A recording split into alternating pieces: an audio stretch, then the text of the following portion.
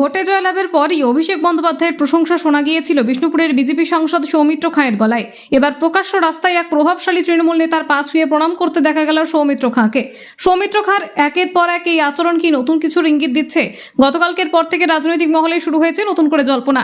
সৌমিত্র নিজে বিষয়টিকে নিছক সৌজন্যতা বলে দাবি করলেও তৃণমূল নেতৃত্বের বক্তব্য উস্কে দিয়েছে রাজনৈতিক মহলের জল্পনাকেই।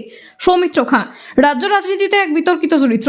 2011 সালে কংগ্রেসের টিকিটে কতুলপুর বিধানসভা থেকে জয়লাভ করে বিধায়ক হন। 2 বছর যেতে না যেতেই 2013 সালে যোগ দেন তৃণমূলে।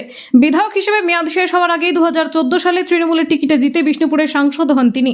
সেবারও মেয়াদ শেষের আগেই দলবদল করেন তিনি। 2019 লোকসভা নির্বাচনের ঠিক আগে দলবদল করে বিজেপির প্রার্থী হন তিনি।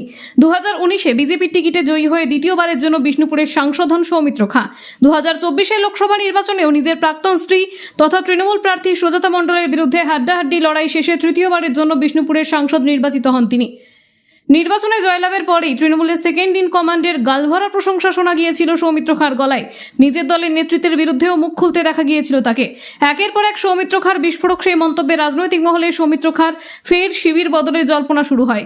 সেই জল্পনাকেই সোমবার অক্সিজেন যোগায় তৃণমূল নেতাকে প্রকাশ্যে সৌমিত্র খাঁয়ের প্রণাম করার ঘটনা।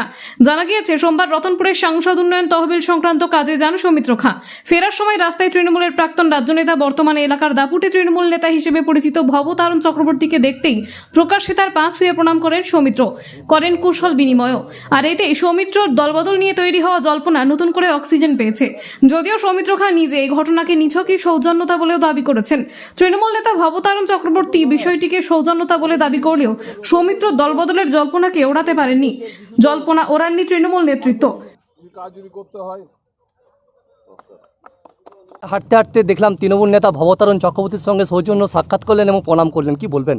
দেখুন, একটা কথা তো আমি আবার বলছি বারবার করে, বিষ্ণুপুরের ব্লক সভাপতিকে প্রণাম করেছি, আমার অনেক সিনিয়র লিডার তৃণমূল তাদেরকে প্রণাম করেছি।